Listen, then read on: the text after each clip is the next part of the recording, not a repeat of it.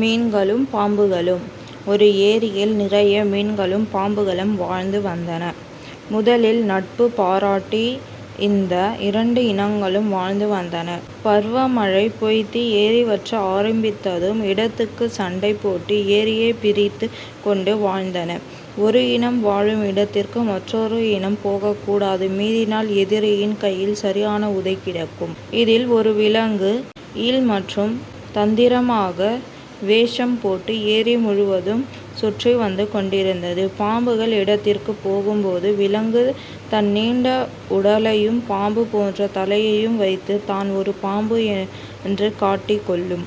மீன்களும் இடத்திற்கு போகும்போது உடலை சுருட்டி மீன் போன்ற துடுப்புகளையும் வாலையும் காட்டி தான் ஒரு மீன் என்று காட்டிக் கொள்ளும். இப்படி ஏமாற்றிய பொழுதை ஓட்டிக்கொண்டு இரண்டு இடங்களிலும் உணவு பெற்று ஏரி முழுவதும் சுற்றி திரிந்து வந்தது விலாங்கு.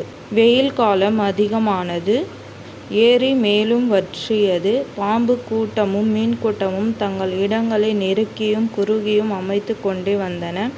ஒரு நாள் இரண்டு கூட்டங்களும் ஒன்றன் இருப்பிடத்தை இன்னொன்று பார்த்து கொள்ளும் தூரத்தில் அமைக்கும் நிலை வந்தது. அப்பொழுது மீனாக விலாங்கு வேஷம் போட்டால் பாம்புகள் பார்த்து தாக்கின. பாம்பாக வேஷம் போட்டால் மீன்கள் கடித்து குதறின. நான் பாம்பும் அல்ல மீனும் அல்ல, விலாங்கு கதறியது.